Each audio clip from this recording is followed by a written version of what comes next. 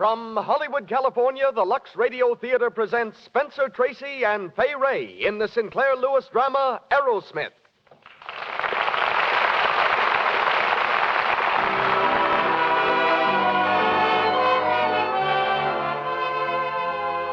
Lux presents Hollywood.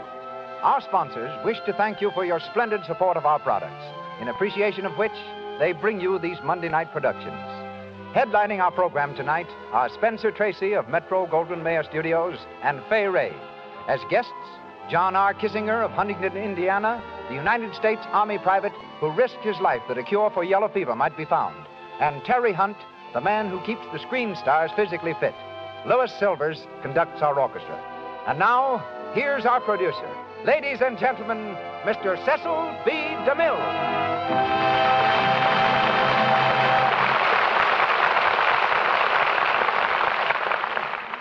Greetings from Hollywood, ladies and gentlemen. I like Sinclair Lewis' description of himself. I'm just a country hick, he says, living on a farm. And every time I leave it, I get into trouble. A nonconforming literary thunderbolt for many years, Mr. Lewis won the Pulitzer Prize for Arrowsmith, but turned down the $1,000 as a protest against what he called the restrictive terms of the award. The son of a physician, with a grandfather, uncle, and brother, also doctors, it's easy to understand why Mr. Lewis turned to medicine for the background of his story. Before writing Arrowsmith, he spent many months in a New York medical center doing research. There he met the famous biographer of medicine, Dr. Paul de Kruif, and with him traveled through the West Indies on a tireless search for color and material. Tonight's presentation is based on the magnificent screenplay and stars Spencer Tracy in the title role. Mr. Tracy commands an unquestioned position as one of the finest actors ever seen in motion pictures. For his appearance here, we thank Metro Goldwyn Mayer Studios, who next present him opposite Joan Crawford in Mannequin. I'm also delighted to present, in the part of Leora, a girl with one of the most enviable records of hit performances in Hollywood. Beautiful, talented, unspoiled, Miss Fay Wray. Helen Wood is heard as Joyce, Frank Riker as Dr. Gottlieb, and John Quallen of the original cast as Novak. And now the curtain vanishes, and the Lux Radio Theater brings you Arrowsmith, starring Spencer Tracy and Fay Wray.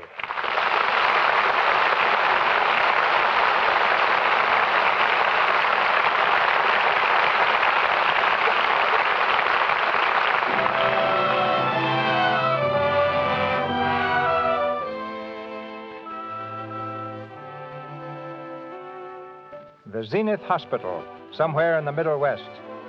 At the end of a long corridor, a student nurse is on her hands and knees, vigorously scrubbing the floor. From the elevator comes a young doctor, just out of medical school. He steps along briskly, pardonably impressed with his brand new degree.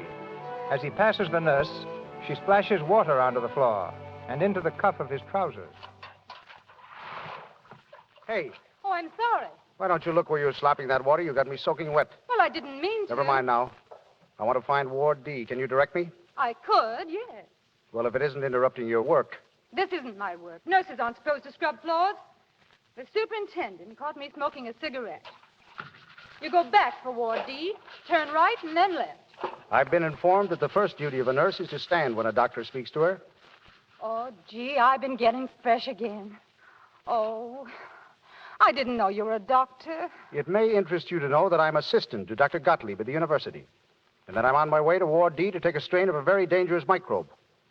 And after I've done what I came to do, I'm going to report you. Look out for the pail. Oh. You shouldn't go around kicking over pails. Now you are wet. What's your name, please? What's yours? Arrowsmith.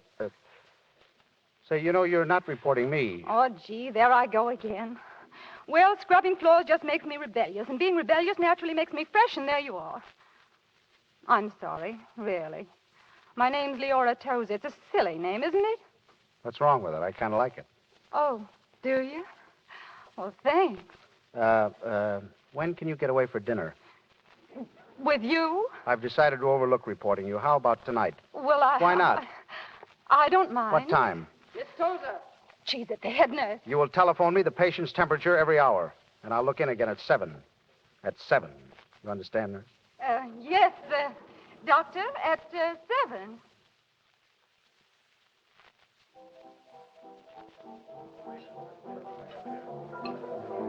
We got the same results every time. The injected rats lived and the others died. That's what gives you the check, see? Yeah. Yeah, I think so. You're really interested in research, aren't you? Oh, it's the only branch of medicine. You get to feel that when you work with Gottlieb. Prevention of disease. Tracking down the microbe and finding out what'll wipe it out. It's worth 10 pounds of cure. Yes. I wish I understood more about it. I guess I was a little too technical before. I'm sorry. Oh, no, I liked it. You made me feel intelligent. Well, at that, I guess you've got to get used to hearing my ideas. Am I going to hear lots of them? You're going to marry me. Well, you don't tell me. Oh, yes, I do. Well, now, you know, I shouldn't wonder if you're right. Of course, it's pretty early in the game to be dead sure, but I shouldn't wonder. I guess you're pretty self-centered and pig-headed, but I like you so much I'd be a fool to pass you up, wouldn't I? I wasn't being funny. I didn't think you were. I meant what I said. I hope you did. Because I wasn't being funny either.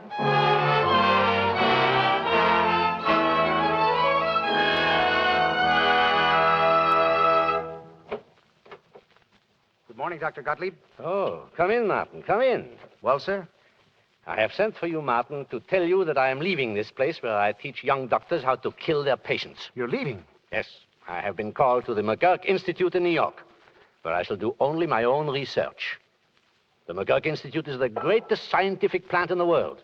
I'm very happy. I should think you would be, sir. I'm very happy for you, too, Martin. I have arranged to take you with me as my assistant. Oh. You will have opportunity there. Well? Dr. Gottlieb, you're the greatest man I've ever known. I'd black your shoes for you, but I can't go to New York with you. Why, Martin, why can't you come with me? I'm going to get married. Oh. And a man can't marry on what a lab assistant makes. I've got to go into practice after all. Practice? Practice. Give pills to ladies and hold their hands for them. You who have the stuff in you that makes scientists. Well, that's how it is, sir. Oh, well. Who is she? Leora Tozer. She comes from a little town in Dakota. We're going back there. It's not much of a place, but I'll be the only doctor for 30 miles around. Well, I know better than to argue with a man in love. You'll be a very bad doctor for a while. And then you will find your way back to the laboratory. Now, let me know when you do, and wherever I am, I'll have a place for you. Thank you. No. Good luck to you, Martin, and I wish you happiness.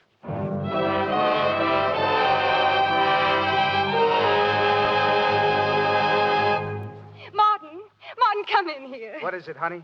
Look what I found in the attic. Pa's old Prince Albert coat. Hey, you don't expect me to be married in that, do you? I certainly do. And you can wear it when you make your calls. Oh, but Lee, darling, I'm a country doctor. Of course you're a country doctor. But you're the biggest man around here. You got to listen to folks' troubles and help them out. You got to mend their bones and settle their domestic problems and pull their teeth all in one day. You got to see that the milk's pure and the meat's fresh and the backyards are kept tidy. That's what being a country doctor means, Martin.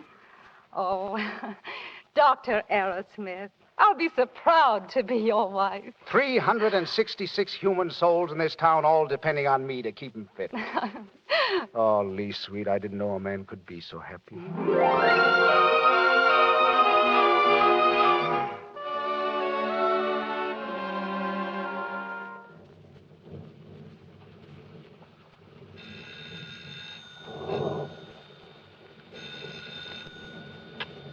Hello? No, the doctor isn't in. Oh. Yes. Yes, I'll tell him. Good night. Is that you, Martin? Oh, Martin, you're drenched. Come in. Here, let me take your coat. It's all right. How's the little Weller girl? Is she better? She died an hour ago. Oh, Martin. Gottlieb was right, I guess.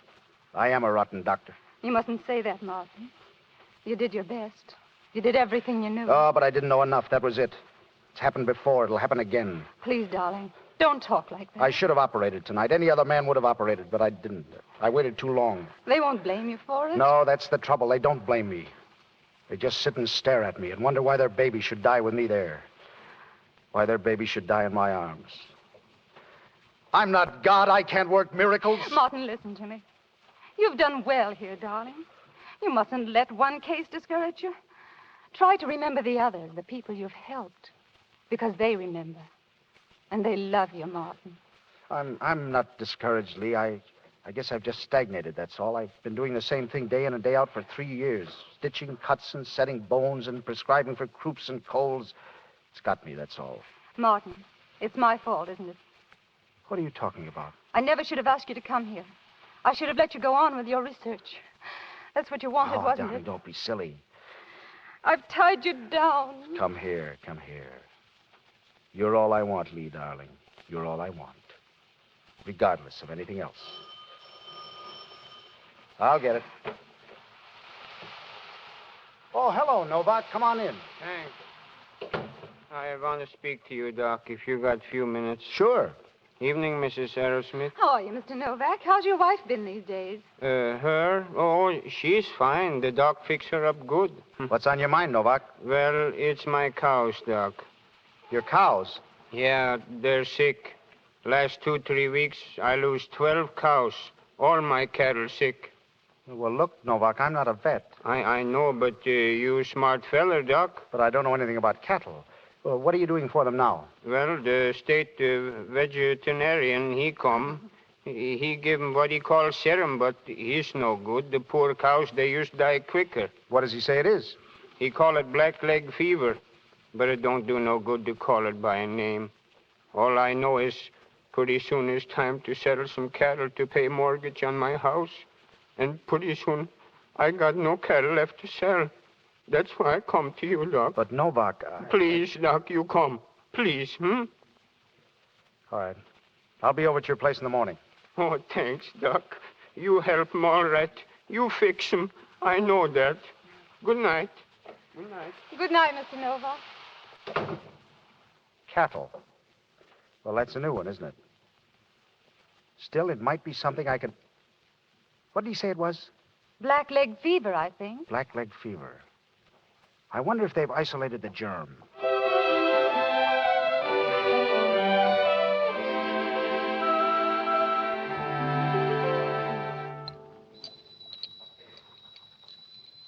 Martin, don't you think it's time you went to bed? You've been working with this serum stuff all day. Research, honey. Turn off that boiling water, will you? Your research has made an awful mess out of my kitchen. It's my laboratory now. Gottlieb used to say that any man who really wants to find out things can make a lab out of toothpicks and a piece of string. I use pots and pans. Yes, Mrs. Bull just phoned. She says her back is worse again. Tell her to go out and hoe potatoes. Martin. I'm busy. But, Martin, you can't throw over your practice for a lot of cows. It isn't the cows, Lee, sweet. It's the fun. Now, you go back to bed, darling, please. I'll be pretty busy.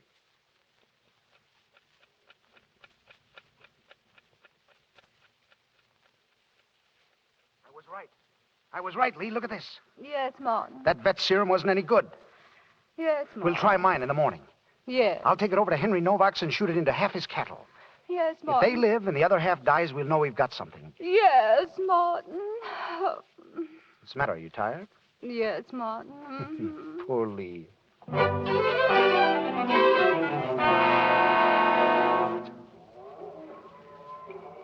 Well, that's 5 days, Novak. Not a new case yet. Not a one, Doc. By golly, Doc, I think you better be state vet around here. I'm sorry about the ones that died, Novak. Yeah, well, you should ought to have shot your stuff into them, too. No. That's where you're wrong. You see, the ones we gave the serum to are all right. The ones we didn't give it to aren't. But you have to try both ways when you're experimenting. That's how you find out which way is best. Yeah, well, I ain't kicking, Doc. How much I owe you? Oh, not a cent. Forget it. It was just for fun. Pretty good fun for me, all right. Hey, look, it's the state vet. He heard about your stuff, Doc. Where is he? Hi, Doc. I got a couple of live cows over here that might interest you. Nothing you got could interest me. And I want to tell you, young feller, I'm state vet, and I don't like no youngster like you telling me my business. So keep clear of these cows, or you'll land yourself in a pack of trouble. Oh, I see. I didn't know it was like that. I was only trying to help. You let Doc Low, and he's all right. Sure he is. Here you're getting to be quite the vet, Doc. Yeah, best in town. I'll be back on the stomach aches now, though. That's where you belong. How's that? I say the stomach aches is where you belong. Now, I hate to say anything, Doc, but you've got a tone in your voice that I don't like. It's about time you understand. Suppose you try to understand that I made a blackleg serum that's better than yours because mine cures blackleg and yours doesn't. If you think you can discredit me and then hold me up... I'm not holding you up. I'm giving you this. Well, this is what I'll give you. My fist, see? Listen, I'm a scientist. When I see a scientist job I can do, I do it. That's what science is. Now, if you don't want any blackleg serum from me, don't take it from me. Take it from the government. I've sent my reports and samples back to Washington already. You dirty... Boy, you knocked him good, Doc. Yeah, sure. That's science, too. I've found my line now, and I'm raring to go. You can find me at my house, Doc, anytime you've got any more differences to settle.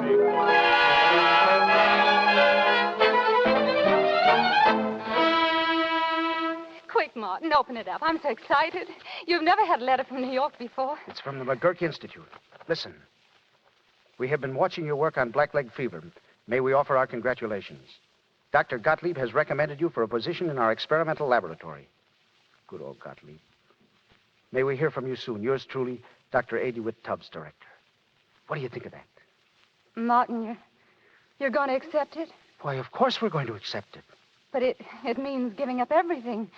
Just on a chance. Oh, but Lee, darling, it's the chance we've been waiting for. We've got to take it. Of course, if you want to.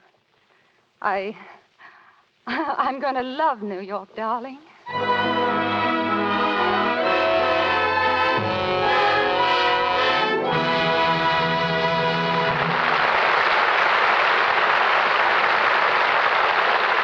And so we conclude Act One of Arrowsmith. Before Spencer Tracy and Fay Wray go on with Act Two, we go backstage in Hollywood for a moment to a projection room at one of our famous studios, where a director, his secretary, and an agent are watching a screen.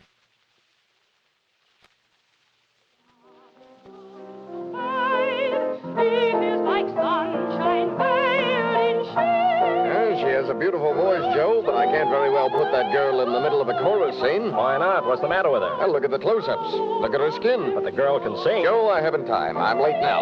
Come around sometime and I'll talk it over with you. I'll be on set 3, Miss Sherman. Well, of all the silly Now, things... Joe, take it easy.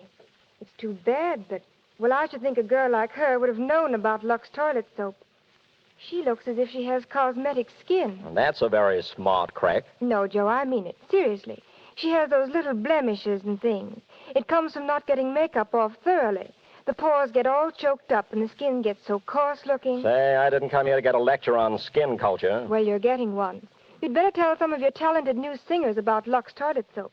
That's what the movie stars use to guard against cosmetic skin. Hey, listen, that girl can sing, and no director can tell me Remember, otherwise. Joe, the chief himself complained about her complexion. Why, what good is a voice? Well, maybe you're right. You're an agent for a lot of other Hollywood women. Ask them. They'll tell you that they use Lux toilet soap regularly, and that its active lather is what keeps their skin so swell. Well, I'll remember that. And so will the women, I hope. Back to Mr. DeMille and our play. Spencer Tracy and Fay Wray continue in Arrowsmith.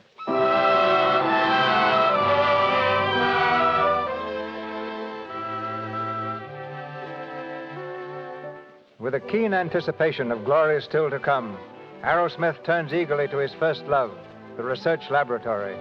In the impressive corridors of the famous McGurk Institute, he walks slowly along with his old friend, Dr. Gottlieb. The old man's arm is about his shoulders, and he smiles delightedly at the young scientist. So, Martin, you found your way back to me, huh? Just as I said you would. That's right, Dr. Gottlieb.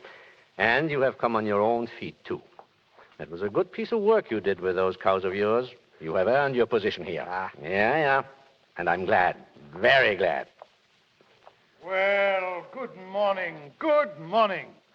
Dr. Arrowsmith, I presume. Yeah. Arrowsmith, this is Dr. Tubbs, our director. Oh, how do you do, sir? How do you do? Allow me to welcome you, Doctor.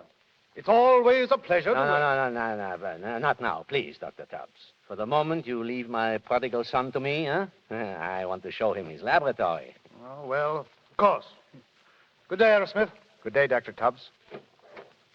Here, come in, Martin. Well, this is your laboratory.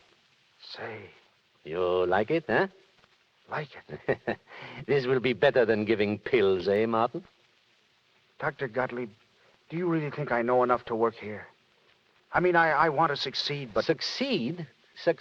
Yeah. I know that word. It is a word little schoolboys use. Now, let us be clear, Martin. You will do your own work here and have nobody but yourself to satisfy.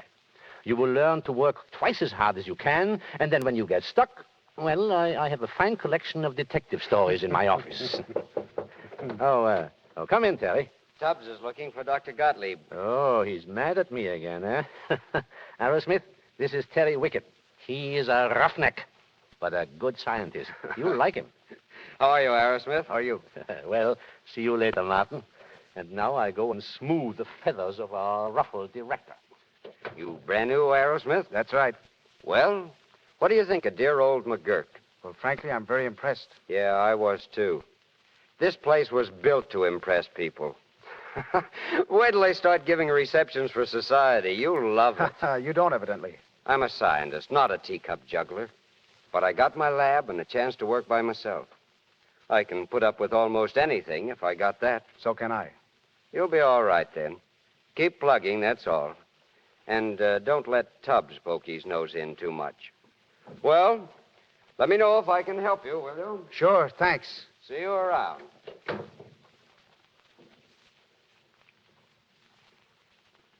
God, please give me clear eyes and freedom from haste. God, give me anger against all pretense.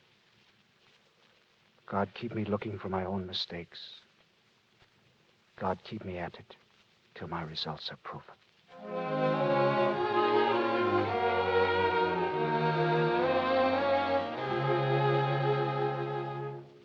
Martin?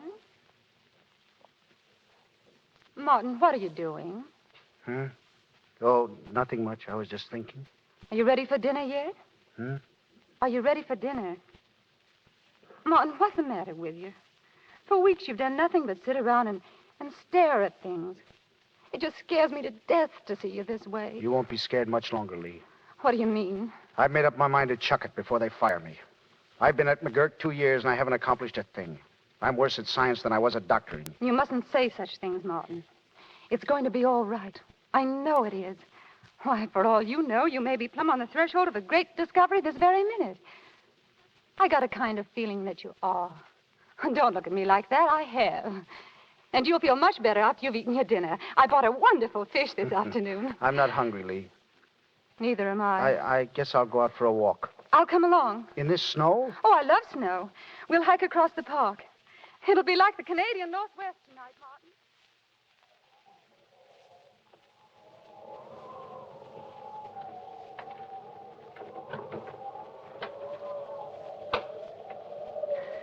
Martin! Lee, sweet, I forgot you were here. I was a little behind you. You were walking kind of fast. But I guessed you'd be coming here to the lab building. And you tagged along all this way, you poor kid. I'll call a taxi to take you home. Oh, no, I don't want a taxi, Martin. Let me come upstairs with you. I may be late. I don't care. I won't bother you. I promise you not to open my mouth. Please don't send me home. It's such a scary night. I'll imagine things. What things? Oh, things. All right. Come along.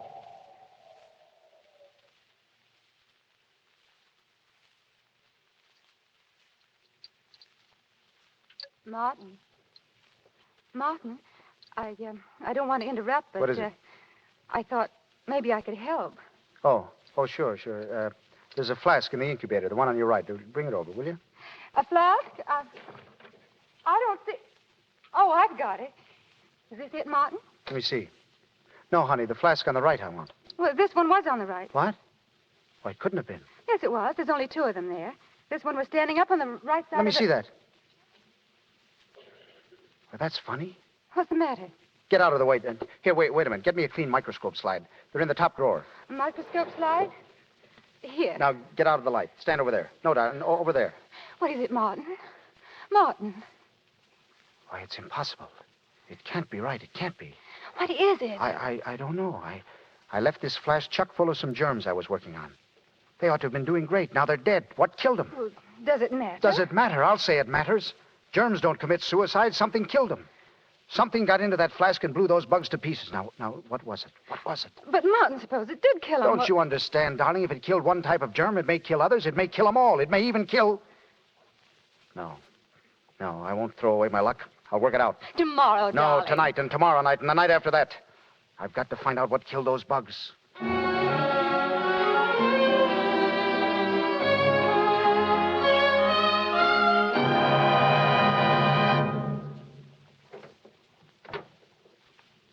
Hello. Martin, what do you mean by getting up so early? I got to get back to work. Gottlieb's checking my results this morning. I think we've got something, honey, something big. We're calling this stuff bacteriophage. Did I tell you? You haven't been to sleep for a week. Just look at you. Well, what's the matter with me? I shaved. I won't have any more of this. Do you hear me? I'm not going to stick around here and watch you kill yourself. I'll walk out on you. I mean it. Come here. Come here. You mustn't ever say that, no matter how mad you get, Lee. I love you. I know I'm neglecting you, but when this is over, I'll take time off every day, and we'll go to the movies, and we'll have friends in, and I'll send you flowers every morning. I'll even learn to play bridge. Stand by me, Lee. Oh, darling. Got any coffee? Sit down. And there's the paper if you want it. That's the girl. You certainly have a sneaky little way of getting around me, Martin Arrowsmith. As if I wanted flowers every morning. All I want is to make you take care of yourself. You're a rotten husband. Do you know that? Martin. Did you see this? What? This thing in the paper. Listen to it. Greatest medical discovery of modern times. Young scientist wipes out disease with bacteriophage. Director Tubbs of McGurk Institute interviewed by press. Why, that's wonderful. Wonderful? Look, there's your name. He's giving you full credit. He's made a fake out of me. That's what he's done. By that cheap publicity hound, he can't do this to me. Martin, where are you going? I'm going to see Tubbs. Wait, I'm going with you.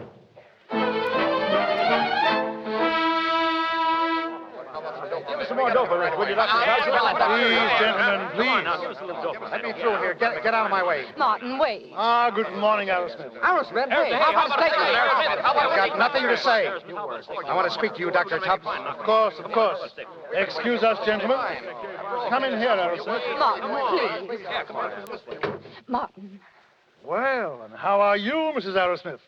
Come to share your husband's glory? There's no glory to share. Are you responsible for this stuff in the papers? Of course, my boy. I don't deny the responsibility. I claim it. A slight overstatement to catch the public's eye. A slight overstatement? You tell the papers I can wipe out all disease when you know I haven't even cured whooping cough yet, and you call that a slight overstatement? I understand your surprise, my dear fellow. My surprise? I'm only surprised I don't twist your fat neck. Martin, my husband's a very violent man, Dr. Tubbs. I know your husband, Mrs. Arrowsmith, and I mean the world to appreciate him as I do. After all, he's still got his name to make. You made that for me. You made my name smell from one end of this country to the other as a quack and a faker and a racketeer. Now you call those reporters in and you tell them I'm through with you and your front page science and that I've resigned from your cheap jack institute. I'd so much rather tell them about the paper I've just signed. That makes you the head of your own department and raises your salary from $5,000 a year to $12,000. I won't take it. I'm through. I don't accept your resignation, Martin. I pin my faith on you. I do more than that. Martin, my boy. Now, what is it, Dr. Gottlieb? Can't you see we are busy at the moment? Yes, busy turning my friend Martin into a megaphone. Don't worry, Dr. Gottlieb. Something has happened, and something perhaps not altogether bad. Martin is not the discoverer we thought he was. What? You don't mean someone has stolen a march on us? Here it is, in the medical journal. A Frenchman, Derel, of the Pasteur Institute in Paris, has just published his report. It is the same thing, Dr. Tubbs. You got into the newspapers too soon. I'm sorry, Martin. The same thing. This is most unfortunate. Most. Of course, there could be no talk of a new department now, and no raise in salary either. If you'll excuse me, I'll speak to those reporters. Yeah, how about some good paper here? You may not be the discoverer of bacteriophage, Martin, but you may still be the man to test it out. Come and see me later in my laboratory. Then we will discuss what further work you still will have to do.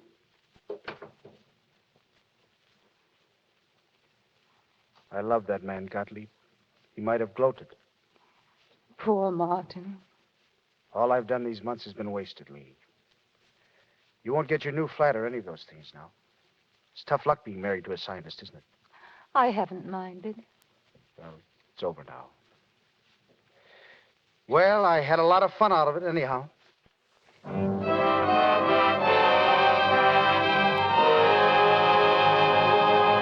Believe me, gentlemen, what I say is true. There is bubonic plague in the West Indies. Bubonic plague?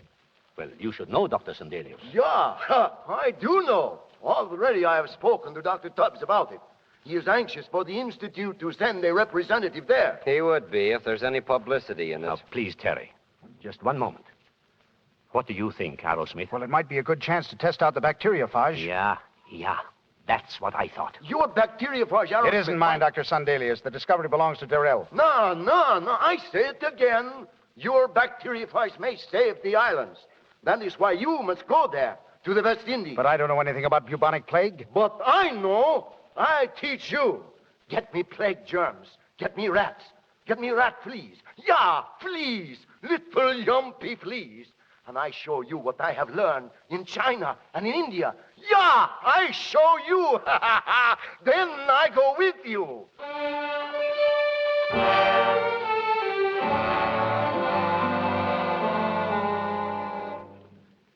So, you're off tomorrow. All packed and ready, Dr. Gottlieb. Taking your wife along, Martin? Oh, no, of course not. She'd like to go, but that's out. Good.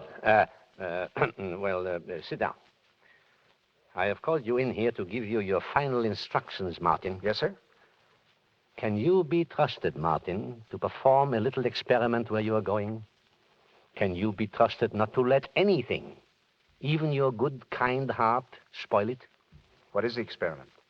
You agree that it will be of value in future epidemics to know what this stuff of yours is worth? Well, yes, of course. Now, if you could give your injections only to half your patients and sternly deprive the other half of them, then you would know. I certainly would, but... That is the experiment we mean. Oh, I couldn't do that, Dr. Gottlieb. Why couldn't you? Sit by and watch half my patients die. It wouldn't be human. So you're just a country doctor after all. Country doctor, nothing, but I've got some pity in me. They'll be dying down there. They'll be dying and begging me for help. Sure they will. So many men are kind and neighborly, and so few men ever add to human knowledge. You have the chance now, Martin. But Gottlieb... I'm an old man, Martin. I've been an honest scientist all my days, but I count on you to carry on my torch after me. Are you going to fail me? Are you, Martin? No. I won't fail. I'll do my best, Gottlieb.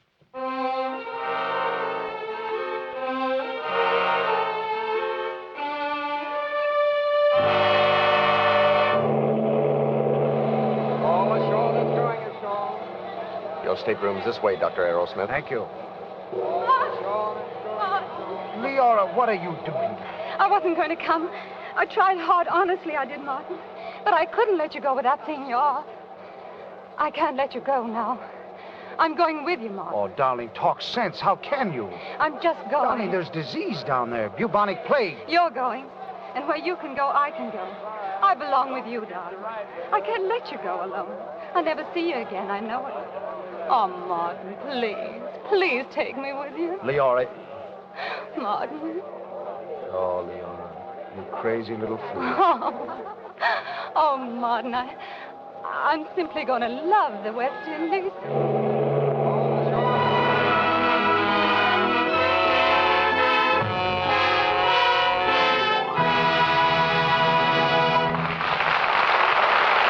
We pause for station identification. This is the Columbia Broadcasting System.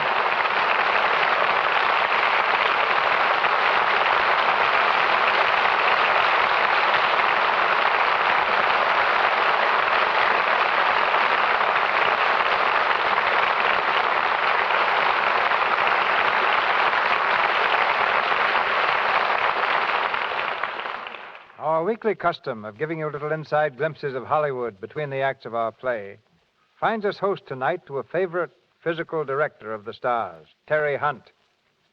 Now presiding over the gymnasium at United Artists Studio, Terry for 12 years has been keeping the stars in glowing condition.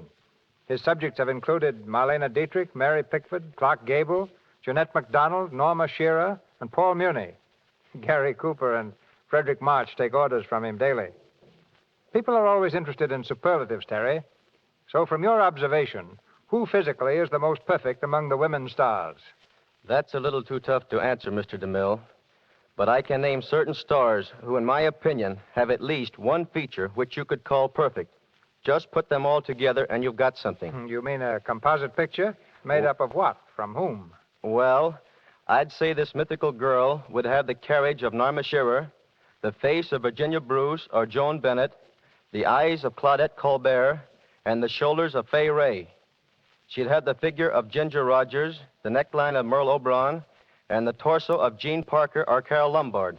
She'd also have the legs of Marlene Dietrich and the hands of Dorothy L'Amour. Now, the odd part about all this is that most of the beautiful features I've mentioned can be developed. A woman who pays attention to her diet, who exercises regularly, gets enough rest, and who otherwise takes care of her appearance can be just as attractive as the women on the screen. And what's your particular prescription for exercising? Based on my work with the stars, I have found that posture and reducing exercises bring the best results for women. I prefer the twisting, rolling, and stretching routines, and, provided the subject has a strong heart, jumping rope. For years, I've advocated extreme cleanliness of the skin, and a most helpful and enjoyable way of obtaining it is to take a shower with plenty of soap. Not just a hot or a cold shower, but both. I've used many soaps to find the best, and I'm glad to say that Lux toilet soap is not only my choice, but that of the stars as well. The kind of shower I've suggested, with a heavy, rich lather of Lux soap, will not only thoroughly clean your skin, but will aid in preventing you from getting stiff. Now, Frederick March tells me that every morning before reporting to the set of The Buccaneer, you come to his home and put him through his setting-up exercises. My thanks for keeping him as fit as Lafitte, the pirate whose part he plays. Mr. March is a perfect contradiction to the reports you sometimes hear that Hollywood stars live a life of ease and indolence. When making a picture, he's up every morning at 6 o'clock and goes through at least 45 minutes of real training before breakfast.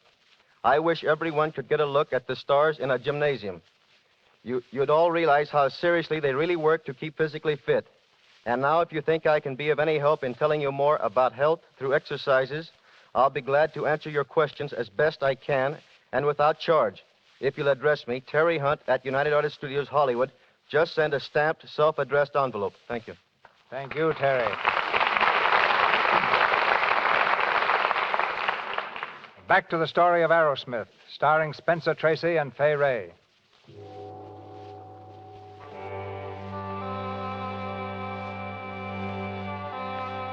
The town of Blackwater, in the West Indian tropics. In a tiny bamboo hut on the edge of the town, Leora waits alone for Arrowsmith to return. From outside is heard the dismal wailing of the natives, praying vainly for release from the plague. Suddenly, the door is flung open, and Arrowsmith enters. Well, Martin? Well? It's a bust. The authorities won't let me try my experiment. They say it's inhuman. What are you going to do? I'm clearing out, Lee. Get my stuff packed, will you? But where are you going? There's a tiny island about 20 miles across the bay, the island of Carib. It's all native and plague raging like wildfire. I'll have a free hand there. Come on, hurry up, will you, darling? Martin. What? You're not planning to leave me behind. Oh, Lee, sweet, I've got to. I didn't come here to be left behind, Martin. You're not afraid? Certainly I'm afraid. I'm scared blue. But that isn't the point. I came down here to look after you. I'll be all right. How do I know that? It might get you, and if it did, nobody but I could nurse you. And even if it didn't get you, I'd go mad not being with you. Oh, don't you see? I haven't any life outside of you. I've got to be with you. Always. Be reasonable, Lee, darling. I don't know where we'll be living or what we'll get into. I can't take you along out there. It's no place for a woman. Now, if I'd known you were going to behave like this, I'd have choked you before I let you come. You did everything else but choke me. Oh, all right. Darn being a woman. That's the girl. Give me the comfort of knowing that you're all right. Now, come on, pack this stuff, will you? Yes, Martin. This is only the first of our big hikes, Lee. If I can pull this stunt off, I'll be a big man in science. Then we'll go to Europe, Lee. To your France and Italy and all those places. Well, you see. Our life's just beginning, Lee. Oh, Martin. I do love you, darling.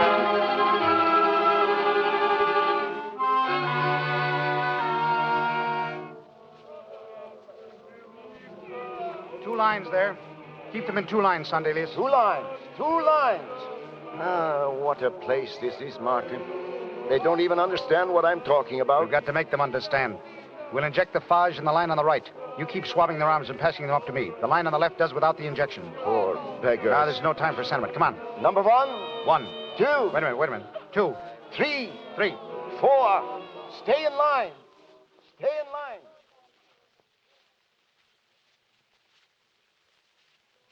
$110. 111. Easy. 110, Sandelius. 111. Keep them coming, man. 112. 100 and... Oh, How do you do? I didn't know there was a white woman on the island. I'm Joyce Lanyon. Oh, yes? You might have seen Mr. Twyford's house on the hill up there. I'm visiting with his daughter. You don't belong here, then? Hardly. I'm from New York. Well, do I get your injection or don't I? I'll get on the other line if you like. Stay where you are. Thank you. I wish you'd find something I could do to help you. You? I know what you're doing here, this experiment.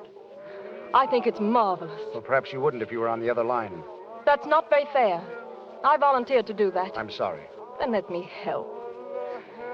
Do I strike you as so hopelessly useless? I think if I had a twin sister, she'd be just like you. That's how you strike me. That's an original compliment. It's no compliment. It's a scientific fact. Now move along, please, and give science a chance to carry on. All right, Sandelius, pass them up. Sandelius. Yeah, Martin. What's the matter? I don't know. I think maybe I'm sick, Martin. Good God. Yeah. Now maybe I take some of your injection, too. Catch him. Catch him there. Sandelius. Sandelius.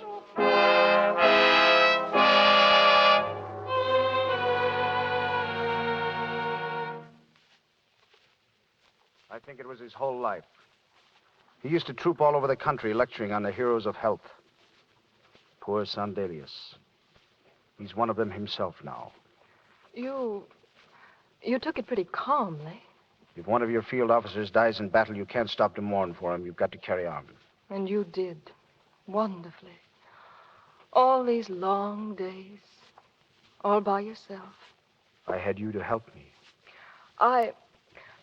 We better go in now. No, not yet, Joyce. I'm too excited to turn in yet. Don't you see, my life had its first great climax today. The experiment. All our troubles are over now. I know that's a very unscientific boast. Just for tonight, though, I can't help believing it. And I can't help believing that anything ever happened before this plague. Or that anything will ever happen after it. Steady, Joyce. Don't lose your nerve. You're too gallant for that. How wrong you are. There's nothing gallant about me. I was never meant for this sort of thing. I've never learned about realities. But the way you stood by me in the face of danger, disease. That wasn't gallantry. That was just hysteria. Hysteria over falling in love with you, Martin. What? I have fallen terribly, insanely in love with you. But you don't mean that. I don't believe in mincing words. I don't believe in not saying what's on my mind. I know there's nothing to be done about it. I'm not a child. But I was unhappy when I came here. I'm not unhappy anymore. That's something, isn't it? I've never learned about women like you. You belong to the great class of things I've had to give up for my work. You make my life seem suddenly rather empty, but very exciting. You're too heroic to mean that. You're stone. I wish I were. Do you? You're finished here now, aren't you? You'll be leaving soon. I should, of course, but it might be a good idea to stick around for a while. See how the experiment turns out. How long would that take, Martin? I'm not sure. 10 days, perhaps. 10 days. I'm glad, Martin. I think I am.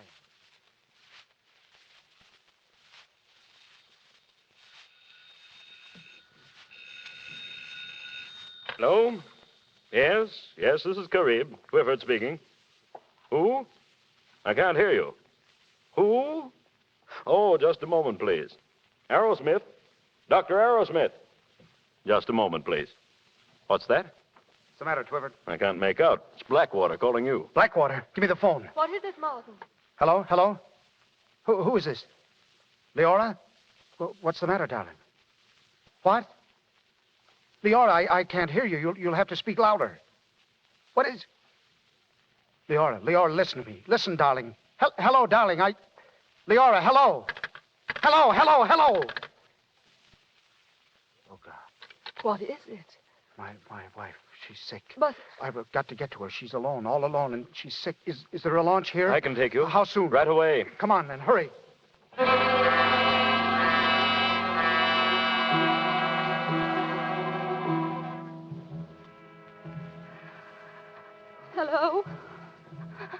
Hello? I'm trying to call Kareem again. Can't you call it for me? Hello? Operator. They must answer. They must. Oh, please.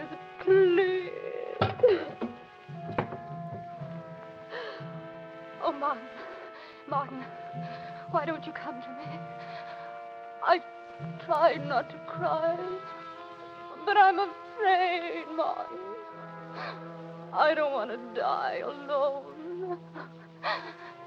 You will come. I know you will. Oh, but hurry. Please hurry, Martin. Help me. Oh, Martin. Where are you? Where are you, Martin? Leora. Oh, God. Leora, look at me. Leora. Is she all right?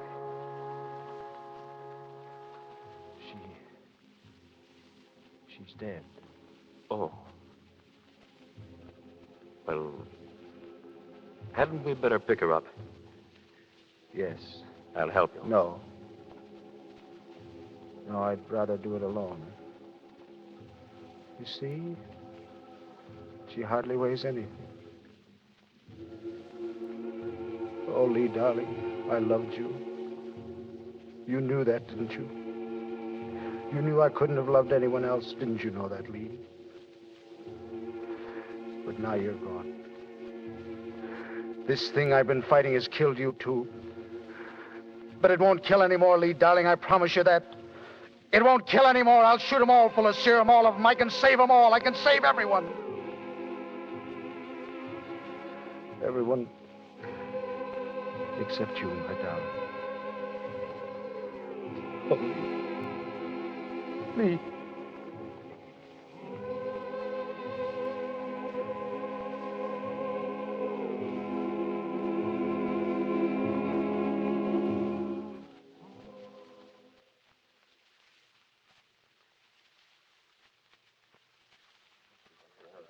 McGurk Institute.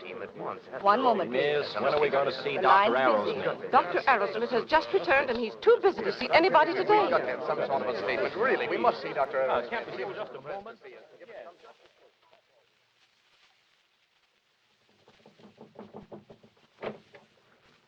Hello, Martin.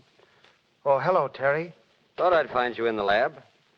We heard about your wife. Sorry, fellow. Thanks, Terry.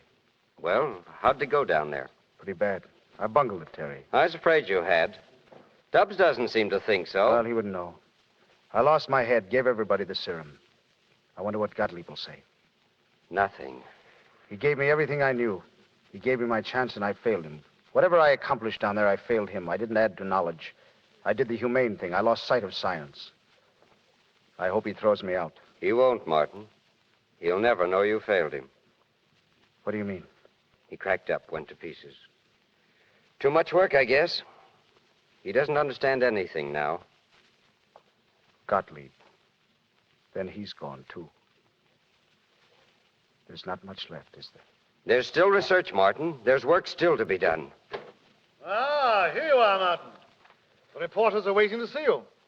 Are they? Is there anything wrong? I just told him about Gottlieb. Ah, yes. Very unfortunate. But we've a man to take his place, thank heaven. You, Arrowsmith. Does that surprise you? Well, from now on, you're a department head with a salary of $15,000 a year. I guess that'll buck you up. I guess it won't. You can take it if you want, Arrowsmith, but I came in here to tell you what I was going to do. I'm going to clear out of this swell joint with all its swell equipment and publicity and build my own lab in the Vermont woods and really get something done for a change. Your own lab? Sure. What do you say? Is it a go? Martin. Joyce. You didn't expect to see me here, did you? Do you think I'd have missed welcoming you home? Thanks, but... Oh, I know how it is, Martin. I heard everything. But I helped you once. I thought perhaps I could help you again. You're sweet, Joyce. Thank you. Well, I guess this lets me out.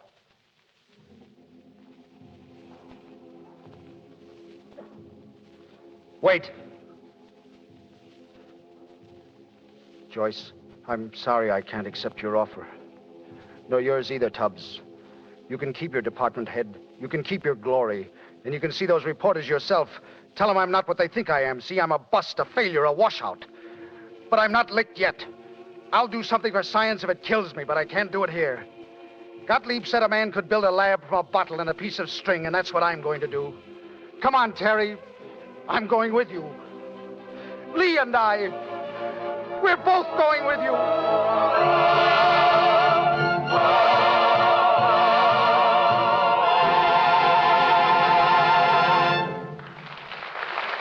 Do not let yourselves be tainted by skepticism. Live in the serene peace of laboratories. Say to yourselves first, what have I done for my instruction? What have I done for my country? Until the time comes when you may have the immense happiness of thinking that you have contributed in some way to the progress and good of humanity. With these words of Louis Pasteur, we ring down the curtain on Arrowsmith.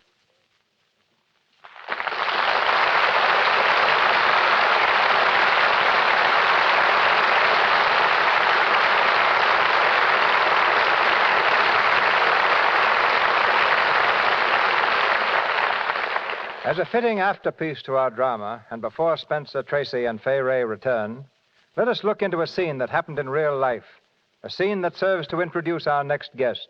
The year is 1900. The place, the town of Quemados in Cuba, infested with a deadly plague that's killed more American soldiers than fell in the Spanish-American War. Two men stand in a room facing Dr. Walter Reed. They are Private John R. Kissinger of Ohio and John J. Moran, a civilian clerk, who've come to answer Dr. Reed's call for volunteers. Reed has told them of the horrors they'll face, that their chance of coming out alive is 1 in 5. He's also told them their only reward would amount to about $300. Private Kissinger answers him. The one condition, sir, on which we volunteer is that we get no compensation for it. Dr. Reed looks at them in silence. Slowly, his hand goes to his cap. He has only 4 words to say. Gentlemen, I salute you. This was the scene that marked the real beginning of Dr. Reed's work in showing how the dread plague of fever can be banished from humanity. Tonight, the unsung hero who helped make that possible is with us. I'm proud to present the former private, John R. Kissinger.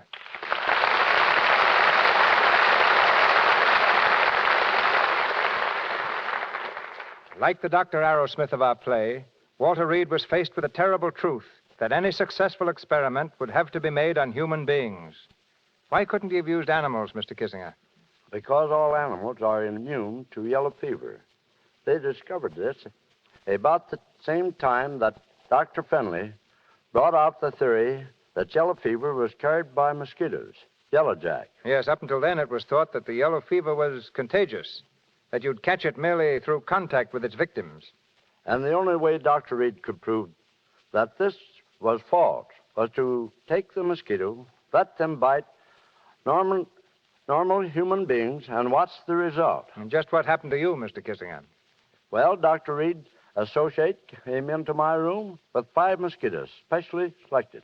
2 of them had bitten men who had recently died. They applied them to me, and I was bitten 3 times. 5 days later, I had yellow fever. And it was the result of that experiment on you that convinced Dr. Reed he was on the right track at last? I guess that's right. Others went through same experiment later on. Some died and some lived. But Dr. Reed proved to the world that yellow fever was caused by a certain type of mosquito. And that type of mosquito is now being driven from the earth to destroy yellow fever forever. But tell me truthfully, just before those mosquitoes laden with yellow death bit you, weren't you tempted to change your mind about being a volunteer? I had seen my comrades die from it, Mr. DeMille, and I knew exactly what I was in for. My thoughts then are my thoughts now, that a man is lucky to be able to die for the cause of humanity. Thank you. I salute you, Mr. Christopher.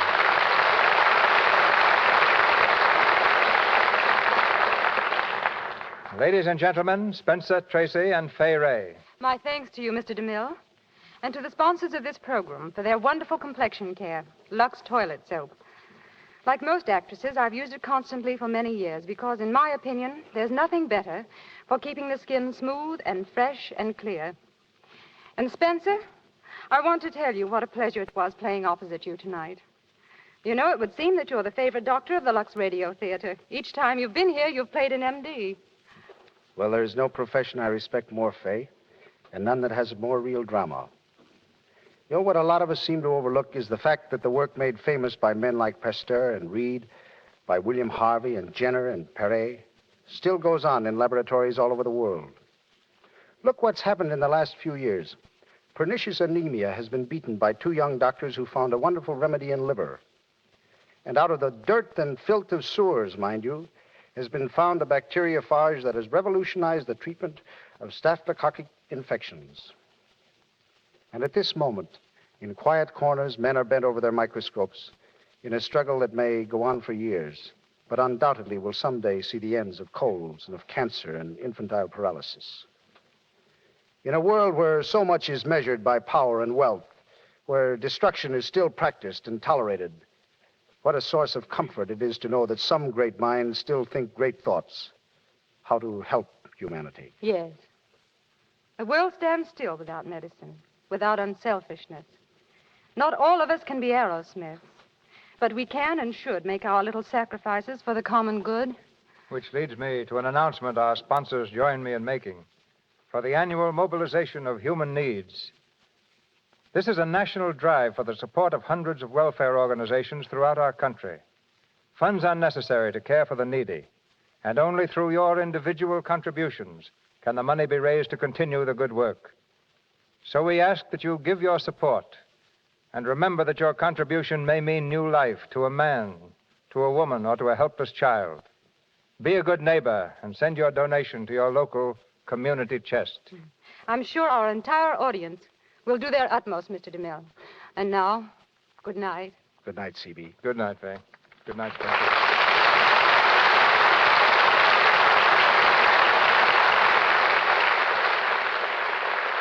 Melodrama comes to our microphone next Monday night. In the story of a girl and the 3 men she loved. One is her father, a famous criminal lawyer. One is her fiancé. And the third, a man outside the pale of society.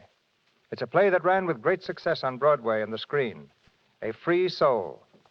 As the girl, brought up to do whatever she thinks is right, regardless of public opinion, we bring you Ginger Rogers. And starring with her, Donna Michi and Charles Winninger.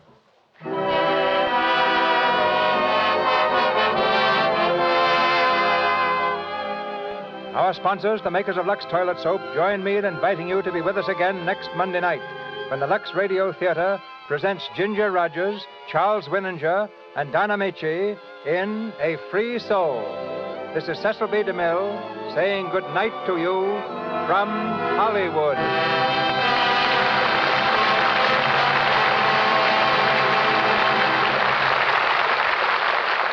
Your announcer has been Melville Ruick. This is the Columbia Broadcasting System.